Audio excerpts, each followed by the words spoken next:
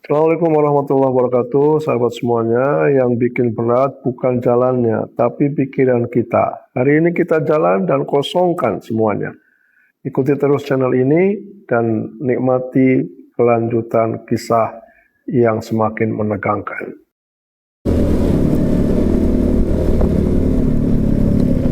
Kaisar Agung Seni Bela Diri Bab 2175-2176. Waktu berlalu begitu cepat, dan dalam proses kultivasi yang sunyi, waktu selalu terasa melesat. Jika dihitung dengan saksama, sudah 2000 tahun lebih sejak Luo Xiu tiba di dojo bintang surgawi. Dalam rentang waktu 2 milenium ini, kekuatannya telah mengalami perubahan yang benar-benar menjungkirbalikkan langit dan bumi. Kultivasi energinya telah menembus dari ranah santo tahap menengah menjadi tahap akhir. Namun yang paling krusial adalah fisiknya yang telah menyelesaikan metamorfosis sempurna dan melangkah ke tingkat tertinggi. Bahkan, kekuatan tempur menyeluruhnya saat ini sudah mampu menekan sebagian besar ahli tertinggi tahap menengah, bahkan sanggup beradu jurus secara frontal melawan ahli tertinggi tahap akhir. Dua metode tanda ilahi terakhir dari teknik rahasia bintang bumi pun akhirnya berhasil ia deduksi hingga sempurna. Saat pemahaman tatanan agungnya mencapai level tertinggi, ia masuk melalui jalur kekacauan, sementara penjelmaan Shen Luo miliknya masuk melalui jalur reinkarnasi. Kini, Luo Xiu memiliki pemahaman baru, aturan penciptaan miliknya juga telah berevolusi ke tingkat tertinggi. Begitu pula dengan hukum penciptaan dan penghancuran. Baik dalam aspek kekacauan, penciptaan, reinkarnasi, maupun kreasi dan aturan, pemahaman tatanan agung Luo Xiu telah mencapai tingkat tertinggi secara menyeluruh di semua lini. Tingkat tertinggi miliknya, dalam arti tertentu, adalah tertinggi yang sesungguhnya, tanpa kekurangan, tanpa titik lemah, seolah-olah sempurna dan tanpa cacat. Di dalam ruang bulan kuno, Yan Yuer, Yan Siruo, dan yang lainnya juga terus berlatih dengan tekun di Tanah Suci, dan selama bertahun-tahun ini mereka menunjukkan kemajuan yang luar biasa. Berkat pasokan sumber daya kultivasi yang melimpah dari Luo Xiu, Yuer yang memiliki bakat tertinggi kini telah mencapai ranah santo tahap akhir. Kecepatan kultivasi seperti ini bahkan membuat Luo Xiu sedikit takjub.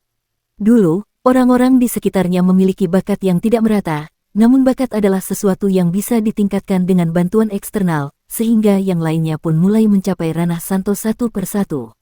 Dengan kultivasi ranah santo, meski masih sulit untuk berpijak di alam tanpa batas, setidaknya mereka sudah memiliki kualifikasi paling dasar. Namun, Luo Xiu tetap belum mengizinkan mereka keluar dari ruang bulan kuno, karena Istana Bintang Bumi memiliki segel khusus yang melarang membawa orang masuk dengan cara seperti itu. Mengenai teknik rahasia bintang manusia dan bintang bumi, Luo Xiu telah meninggalkan metodenya di Tanah Suci. Siapapun yang bisa menyempurnakan teknik rahasia bintang manusia barulah memiliki kualifikasi untuk keluar dari ruang bulan kuno. Meskipun Yuer memiliki bakat terbaik di antara orang-orang di Tanah Suci, jika dibandingkan dengan luasnya alam tanpa batas, bakatnya tergolong biasa saja. Di Istana Bintang Manusia, ada banyak sekali praktisi kuat yang tertahan dan tidak bisa maju, sehingga pemahaman Yuer terhadap teknik rahasia bintang manusia pun berjalan sangat lambat. Menurut perkiraan Luo Xiu, dengan kecepatan seperti itu, setidaknya dibutuhkan waktu sekitar 100.000 tahun baginya untuk bisa menyempurnakan teknik rahasia bintang manusia. Hal ini menunjukkan betapa sulitnya melatih teknik rahasia tiga istana bintang. Selain anomali seperti Luo Xiu yang tidak bisa diukur dengan logika umum, bahkan para jenius penerus Dao yang termasyhur pun harus menghabiskan waktu yang sangat lama untuk mengendapkan pemahaman mereka. Aku akan pergi. Setelah keluar dari pertapaannya kali ini, Luo Xiu berkumpul bersama Yun Meng, Yu Zhenghao, dan yang lainnya di sebuah kedai minuman di Istana Bintang Bumi. Kau akan meninggalkan Istana Bintang Bumi.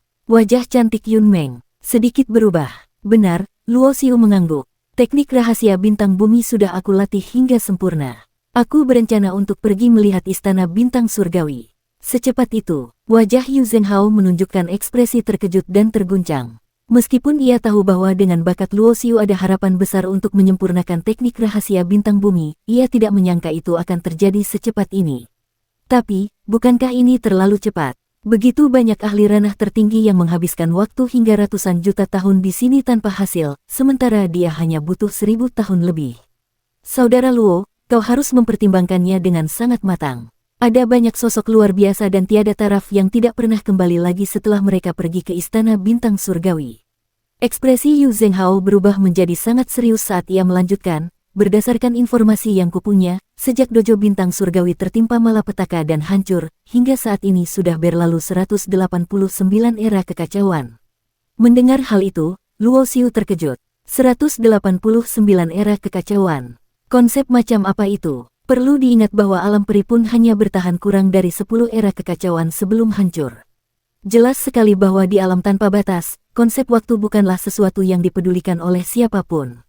Satu era kekacauan setara dengan 333,3 miliar tahun. 189 era kekacauan adalah kurun waktu yang teramat sangat lama dan abadi. Yu Zhenghao melanjutkan bicaranya, dalam 189 era kekacauan ini, ada cukup banyak orang yang akhirnya berhasil masuk ke Istana Bintang Surgawi. Namun setelah mereka masuk, kabar mereka lenyap begitu saja. Hanya ada 2 orang yang berhasil keluar dan masih hidup hingga sekarang. Oh, Luo Xiu menjadi semakin penasaran. Dalam waktu sepanjang itu, hanya 2 orang yang muncul kembali di dunia luar setelah memasuki Istana Bintang Surgawi. Tentu saja, Luo Xiu tahu bahwa Yu Zhenghao menasihatinya demi kebaikannya sendiri, sekaligus berharap ia mau bergabung dengan Menara Zitan.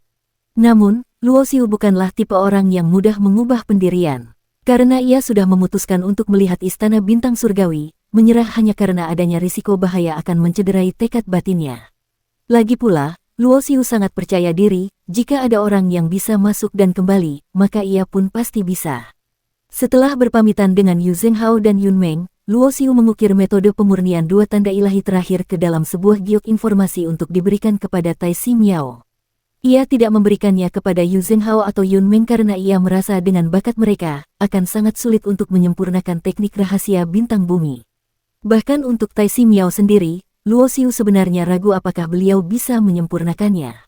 Alasan ia tetap memberikannya hanyalah sebagai bentuk balas budi atas bantuan Tai Si Miao sebelumnya. Di kediaman istana Zhaohua, Luo Xiu bertemu dengan Sui Yue. Wanita yang nyaris tanpa celah ini begitu cantik bak mimpi, setiap senyum dan lirikan matanya mampu menggetarkan hati dan membuat bintang-bintang di langit meredup.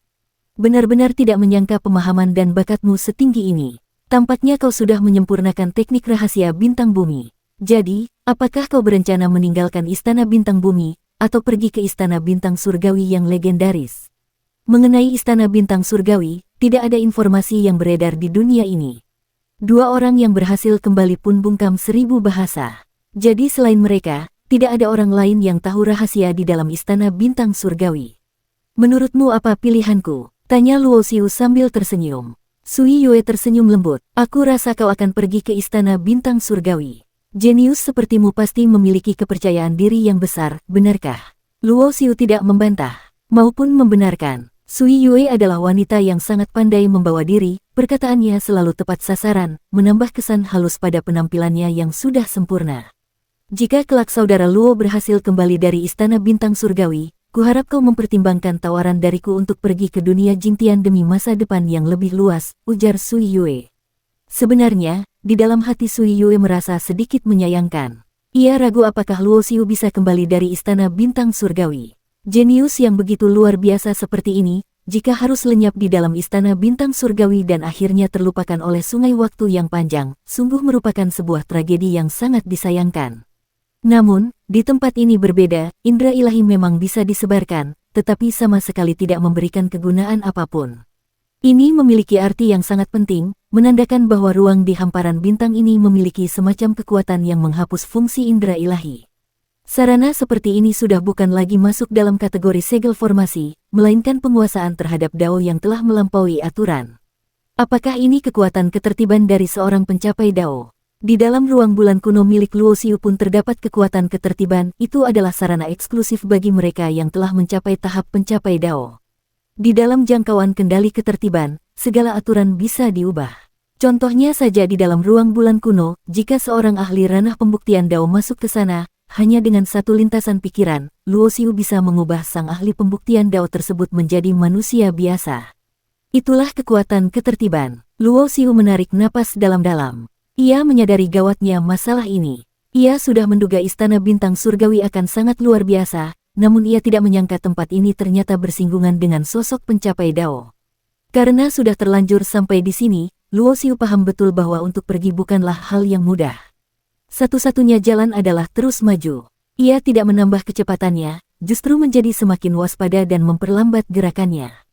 Hamparan bintang yang gelap itu terasa sangat gersang dan sunyi. Dalam 189 era kekacauan, praktisi yang masuk ke istana bintang surgawi setidaknya ada ribuan orang, namun hanya 2 yang berhasil keluar. Lantas, kemana yang lainnya? Apakah mereka benar-benar sudah mati? Tatapan mata Luo Xiu menjadi semakin berat. Ia tidak tahu sudah berapa lama ia terbang, karena di tempat ini, bahkan konsep waktu pun menjadi sangat kabur. Berdasarkan keterangan Yu Zhenghao, 2 orang yang berhasil keluar dari istana bintang surgawi kini telah menjadi sosok di tingkat pembuktian Dao, dan mereka telah lama meninggalkan alam kecil tanpa batas menuju alam raya tanpa batas yang dipenuhi para ahli. Dengan demikian, istana bintang surgawi tetap menjadi misteri abadi, bahkan para pemimpin sekte di ranah pembuktian Dao di wilayah alam kecil tanpa batas pun tidak tahu apa-apa tentang tempat ini. Memikirkan bahwa ribuan jenius yang datang ke sini kemungkinan besar telah tewas, hati Luo Xiu menjadi semakin waspada. Ia memang memiliki tekad batin yang tak kenal takut, namun di ruang yang dikendalikan oleh kekuatan ketertiban seorang pencapai Dao ini, ia tetap merasa tidak tenang. Setelah sosok Luo Xiu menjauh, di lokasi tempat ia berdiri sebelumnya, sebuah pusaran muncul di tengah kegelapan bintang, namun tidak memancarkan fluktuasi energi sedikit pun. Lagi pula, jikapun ada fluktuasi, Luo Xiu tidak akan bisa merasakannya karena indera ilahinya tidak berfungsi. Dari dalam pusaran itu, sebuah kepala yang dipenuhi sisik hijau menyembul keluar. Sepasang mata merah darahnya memiliki pupil vertikal, dan di dahinya terdapat 2 antena. Makhluk itu menyeringai, memperlihatkan barisan gigi yang runcing dan tajam. Sudah berapa era kekacauan berlalu, akhirnya ada mangsa lagi yang mengantarkan nyawa ke pintu. Mata monster bersisik hijau itu memancarkan binar kegembiraan, sebuah hasrat mendalam akan pembantaian. Ia sangat menikmati sensasi menyiksa dan membunuh mereka yang disebut sebagai jenius. Meskipun indera ilahi tidak bisa digunakan, insting spiritual yang kuat terhadap bahaya membuat Luo Xiu merasakan kegelisahan yang samar. Hamparan bintang yang gelap dan sunyi ini begitu tenang. Namun semakin tenang suasananya, justru semakin membuat hati tidak tenang. Di belakang Luo Xiu, monster bersisik hijau itu terus menyatu dengan ruang gelap. Ia dengan cepat memangkas jarak dengan Luo Xiu. Pupil vertikalnya berkilat penuh semangat. Dan saat jarak sudah cukup dekat, monster itu tiba-tiba melesat keluar dari kegelapan ruang. Sepasang cakar tajamnya mengincar kepala Luo Xiu untuk segera dicabik. Benar saja, ada sesuatu yang bersembunyi di dalam kegelapan. Luo Xiu sama sekali tidak terkejut saat diserang secara tiba-tiba. Karena ia tidak pernah menurunkan kewaspadaannya, insting spiritualnya yang kuat memungkinkannya bereaksi dengan sangat cepat. Ia berbalik dan langsung melepaskan 1 pukulan keras. Di saat yang sama, matanya menangkap sosok monster bersisik hijau yang menyerangnya tersebut, Ras Guisa, pembunuh hantu.